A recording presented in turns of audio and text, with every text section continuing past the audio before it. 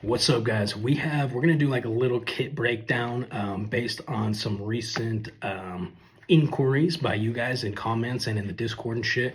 So I'm happy to share the minimal kit that I have run since when I was in the International Legion and in Azov, and kind of what I've learned and developed over those two deployments. So do me a favor. We're on the first or second day of this fundraiser for Azov's new sniper team, Tuman. It's called Tuman. It means the fog or the mist. It's a team of basically elite level snipers and marksmen, Azov veterans, and they need our help getting some more optics. So you guys, if you're willing and able, it means the world to me. And I'm not on this team. Full disclosure, I'm not on this team. I'm just here to help, or try to help these guys get what they need, and they need some aim point optics. So if you're willing and able, I'll leave that link in the description below, along with my Instagram and Discord and shit. But that link will have a donation. We'll have the donation area there if you're not able to, but you'd like to support. Maybe share the link with some friends. Okay, let's jump into the video. What's going on, guys? We're back. Let me get down here for you. As you can tell, we got a different format going on here. I've been wanting to, based on also a lot of requests, kind of show you guys the kit that I ran most recently in deployment with Azov's International Battalion this last summer. Kind of walk you through what I carry. Full disclosure, you guys, I'm no gearhead. I'm no elite special forces operator. If you're looking for some like tier 1 fucking badass shit, you're not gonna find it in this video, okay?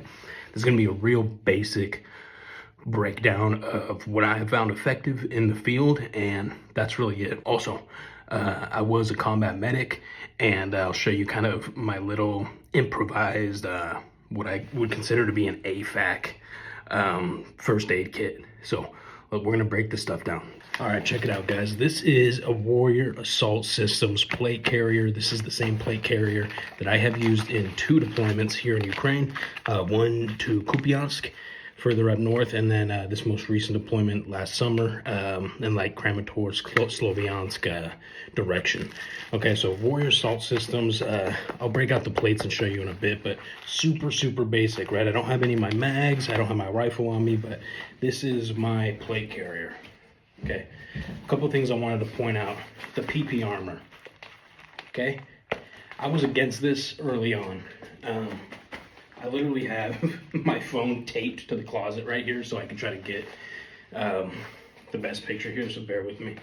So I was against the PP armor, PP flap, early on, like in 2023, but I actually learned during training, when you're doing a lot more CQB style training, close quarters, you're dumping full mags into different rooms and stuff, you don't know what's in the room, it's bouncing off metal and shit. I took a piece of a jacket straight to my little PP armor, and I was like, okay. And if I didn't have that in there, that would have been it wouldn't have been life-threatening, but it probably would have messed some stuff up for me in the future. So big on the PP armor. Also on the back, this is an additional piece of back armor. These are both, this and this, do not come with the actual Warrior Assault System plate carrier. These are additions that you can add on to them. They're both level 2, I believe, soft armor. Plenty for any kind of shrapnel that you'll end up taking in the field.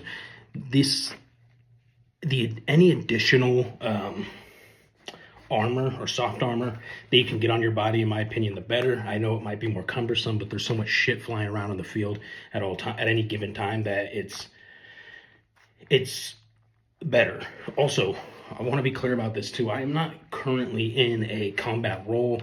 My last deployment, like I said, was last summer. And to be 100% honest with you guys, there comes a time here in Ukraine when you've been on, X amount of missions where you think, I think I've pushed my luck probably about as far as it can go. I have all 4 limbs. I have not been injured with the exception of a concussion during mission. I would be happy if that's it for me. So I've been more focused on things like fundraising and social media and stuff like that. So I want to be very clear. I've seen a lot of people come on these types of channels, they just act like Billy fucking badasses. And I've done 4,000 certified missions, and used to be Navy SEAL. Now I'm just Delta. It's whatever. It's casual Delta Tier 1. No, fuck all that, dude. I was a firefighter and a EMT back in Texas. I came here. I did grunt work in trenches in the International Legion, and the closest I ever got to anything special forces related was in Azov's International Battalion, where I was the combat medic, and we did do some assault missions. So get that out of the way, okay? I'm no fucking Billy Badass. So something I did learn, a couple of things. IFAKs, individual first aid kit, IFAK. There's a lot to be said for IFAKs, placement of IFAKs. A lot of people say, everybody on your team or your fire team or even your company, platoon, battalion should be carrying the same IFAK in the same location on their body, so everybody knows, standardized, right? In case of emergencies, somebody goes down, it's dark out, it's under their left arm or whatever. I've never been in a unit where that was super mandatory, but it is a good idea before you go out on mission to check where your boys is, especially if you're a medic, check where your boys is first aid shit is, because as a medic you're going to be using their IFAK. I won't be using my individual first aid kit to help that casualty. I'll be using his first aid kit. Also, I've kind of done something a little bit different here, and anybody who's been a medic here in Ukraine can kind of vibe with this, because with current combat medicine, there is your kind of like your CLS or your BLS is what we considered it in the US, basic life-saving skills, and you have like a BLS bag. That would be like your very basic, your tourniquets, your, let me see what I got in this one actually. I'll break that down more in depth. So that'd be your very basic life-saving skills, your tourniquets, your chest seals, your splints, your gauze, your hemoseptic bandages, shit like that, your Israelis, stuff like that. And then from the BLS level, it jumps up to the CMC level, the combat medic corpsman, or the combat medic, where you are pushing drugs and administering all kinds of medications and different stuff like that. So there's a big gap and in medical scope between those two levels, and what comes in each of these kits, if you will, is vastly different. So basically, as a CLS medic, you basically just carry an IFAK. You administer the very basic first aid life-saving skills. You go up to CMC level, and you've got this massive bag, about the size of the day bag. Actually, mine was bigger than my day bag. For all kinds of shit. Pelvic binders, God, you name it, man. SAM splints, all kinds of stuff. So your bag for breathing people, respirations, all kinds of shit. So what I did is I kind of made something in between, and I called it like my CLS plus bag, my basic, or my BLS plus bag, my basic life-saving skills plus. And basically what it consisted of was your basic life-saving skills, tourniquets, man. It's one of the most effective things that you will have in way of saving yourself if you are hurt. I have two of what I consider to be my favorite kind of tourniquets. These are SAMs. This is it's a metal dowel rather than your standard plastics. And let me show you.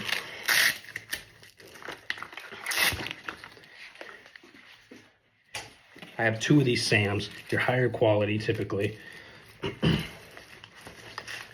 Always pull towards the body, towards the heart, right? This one actually clicks when it is in a firm enough position. And then you've got the metal dowel that you will just crank. And you'll only be able to get a couple cranks out of it if you did it right. Right? When you see different movies and shit where people are cranking this thing 30, 40 times, that means they did not get it tight enough on their initial draw. I can't even get this thing 1.5. Okay. Yeah, that's pretty solid. I'm gonna get that in there, wrap it up so it doesn't come off during transport, and then you'll write the time that you administered this. So when you get to the next level of treatment, they know how long you've had your tourniquet on.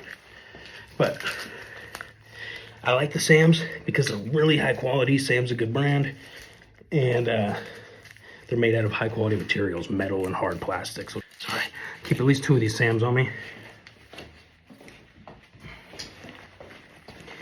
Then very basic stuff. Pulse oximetry reader. It'll tell you how much O2 you have in the bloodstream. Fuck ton of chest seals. Smash in as many as you can get in there. Not only chest seals, but hemostatic gauze. The hemostatic gauze is like it's like your regular gauze, right? But it's soaked in a blood clotting agent. So when you start packing it, it starts clotting that blood, and it is a much more effective way to stop the bleed than just your standard gauze. Only difference is these can be very expensive. This is Ukrainian issued here. Israeli bandages, they're just standard pressure bandages. They're good to throw over if you packed a wound, throw them over, boom. Okay, now this is what I was talking about. This is what makes this a CLS plus bag, if you will, because I keep things like darts, needle Ds, which is a needle T compression device. If somebody has blood or air filling their abdominal chest box cavity, you can needle them, right? Bop! Let some of that pressure out. This is not a BLS. This is not in the scope of BLS medic practice. This is definitely CMC skill. So that's why I'm calling this a CLS plus bag, because this is it's a little bit above as far as the interventions and the kit that you're going to carry.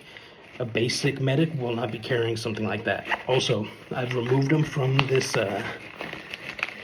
mostly, I think.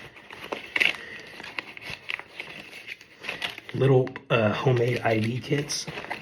Make your own IVs.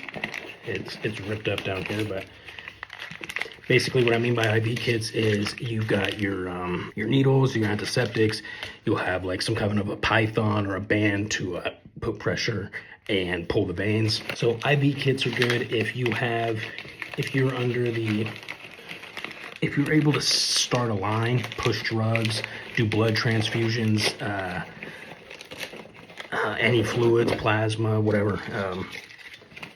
That's important. Also, the other thing that I do put in here is I will prior to a mission, I will pre-draw some TXA. TXA is it's kind of the magic sauce of combat medicine.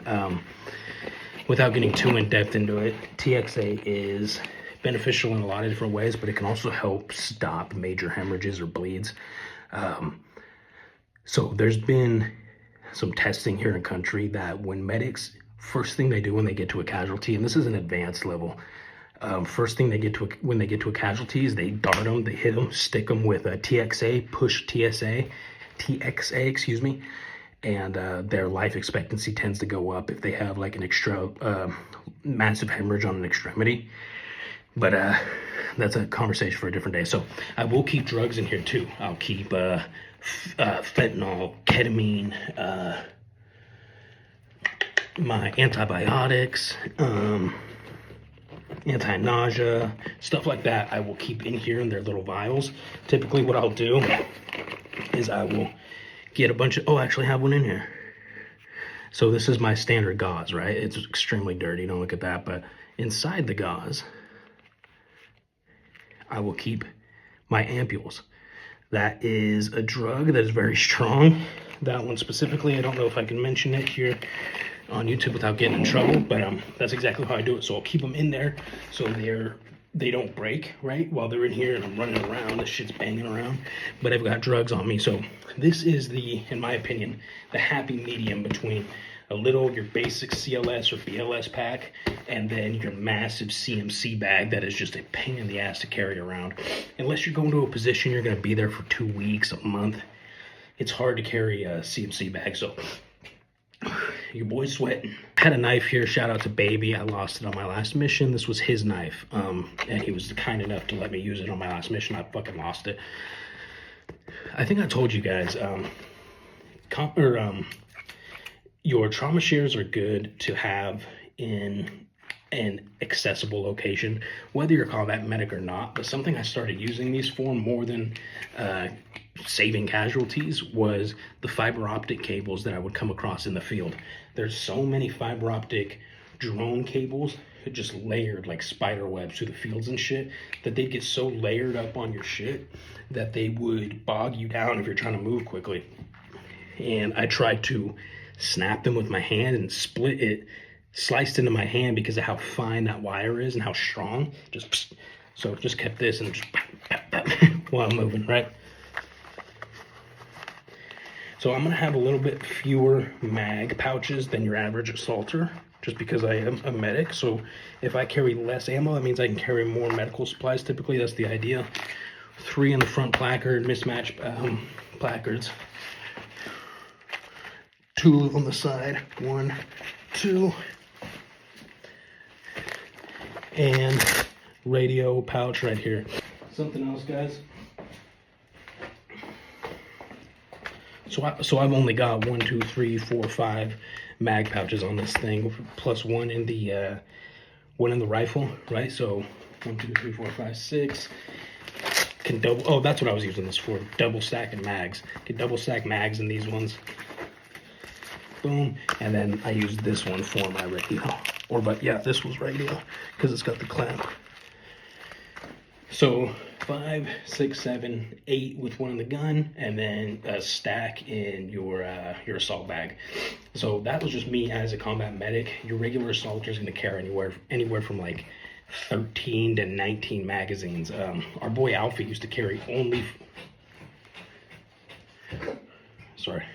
You okay, baby? That was Brew.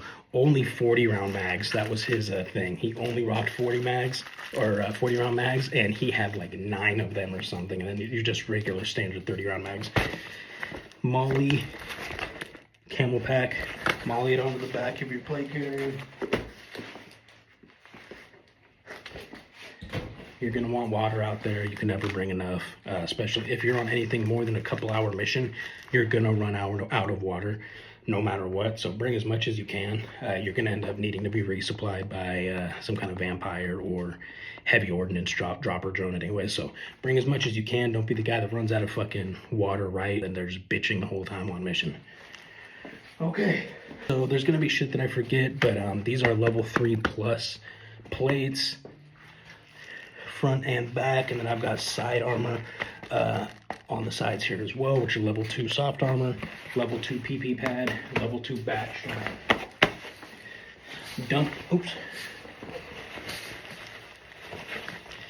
Mechanic gloves, always clutch. In my dump pouch. Dump pouches right here. Dump pouches where you can just toss your mags after you spent them. I think that's pretty much it on this, you guys. Let's move on to the helmet.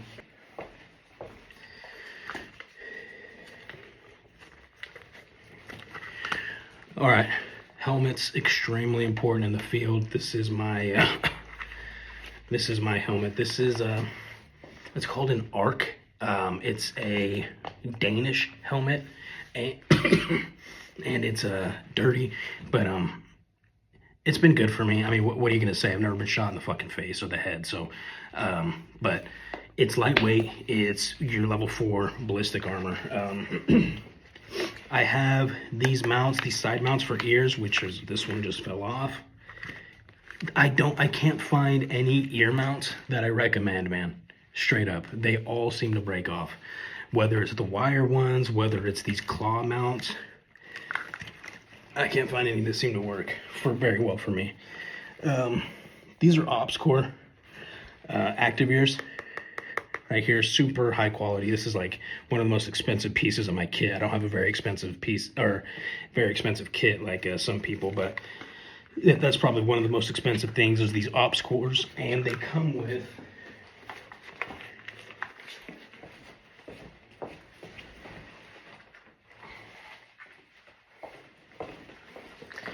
ops cores come with these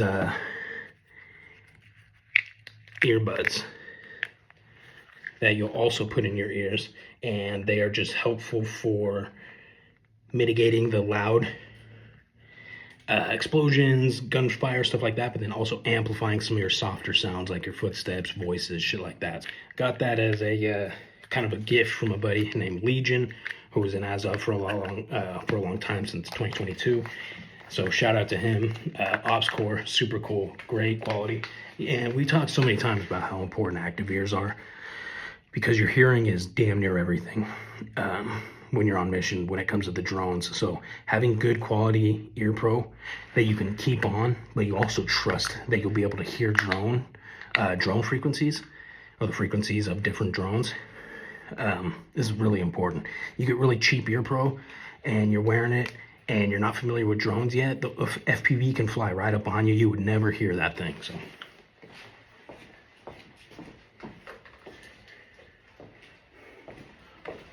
also, can't forget the scrim, right? It's had better days, it's seen better days. And then we got the old Texas flag right there. I've never had to mount NVGs on my helmet. So I don't have like counterweights or anything like that, but super solid helmet. I was a fan. It's a fast helmet. Yeah, a couple things before jump into the day bag. I have a thigh holster for pistol. Medics will carry sidearms because when they're working on a casualty, it's easier to pull a sidearm than it is to try to find your rifle and then engage with your rifle if necessary. And a lot of people run, especially these days, they run these Viper hoods, these like half ghillies or sometimes full ghillie suits, which I think are really cool. I don't have one of those. But what I do have is a poncho.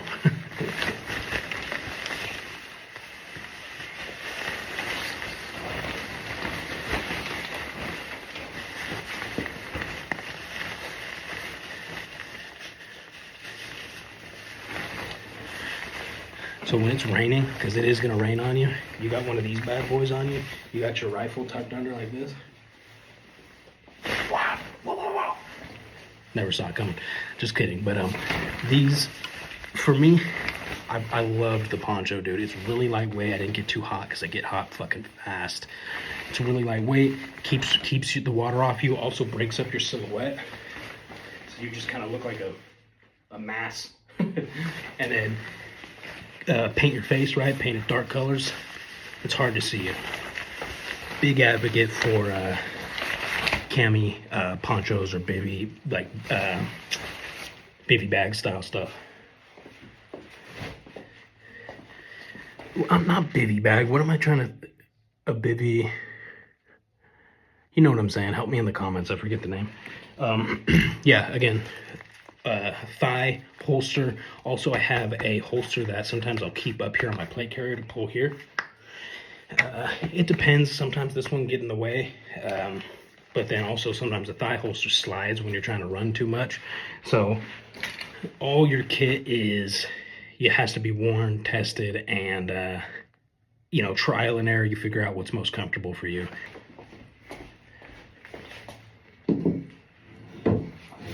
All right.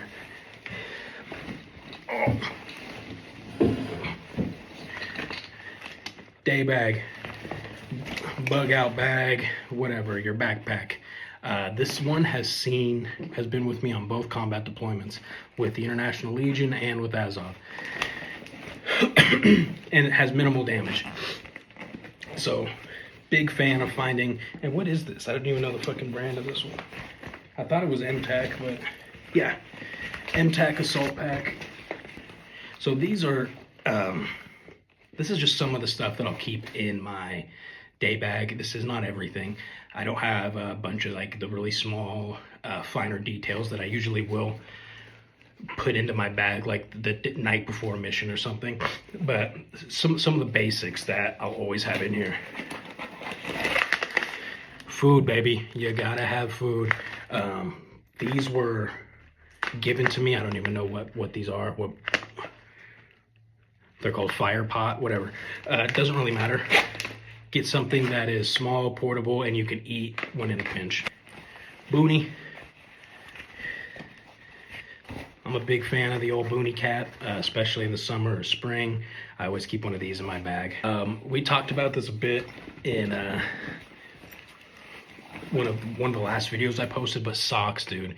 A fuck ton of socks. That's like one of the things that I will always, without fail, make sure to bring on operation is socks, because when everybody knows wet feet, terrible, leads to trench foot.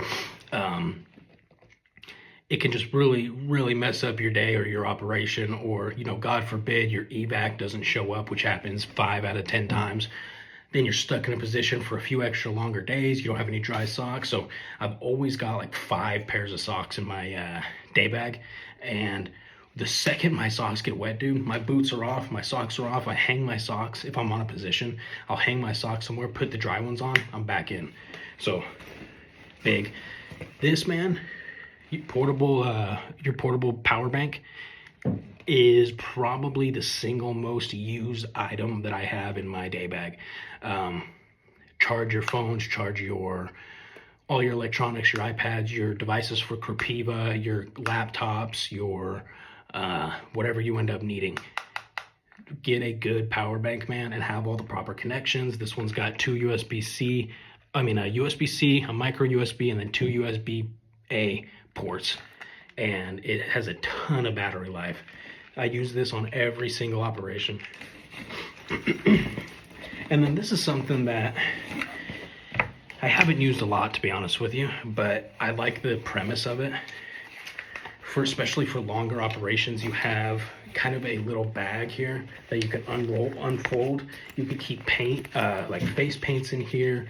If you're on like a long operation, you can keep like medications that you have for yourself, hygiene products, toothbrush, toothpaste. You got a little mirror for, you know, doing your face paint or whatever it is. There's more little pockets in here. It's just an organizer, and I think it's Miltech brand, but something like this can go a long way. And when you're like sitting in a position, you're on day 3 of 7, you know, and you look in there and you're like, oh yeah, I stuffed fucking power bars in here. Like, oh, let's go. You know, it can make your day. Invest in a good headlamp. Headlamp's crucial. Light discipline is one of the most important things that you can have in the field. If you pop on a bright light at the wrong time, you could have yourself killed, or your entire team killed, literally.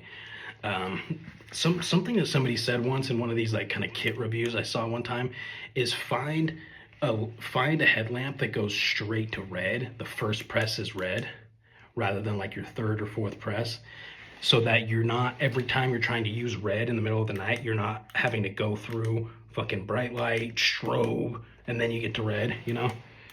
That was a really good point. I don't know how realistic it is to find one of these that goes straight to red, but I thought that was a really good point. Keep these on you. So this is probably the second most useful item in my day bag, behind my, and also the portable power bank charges this.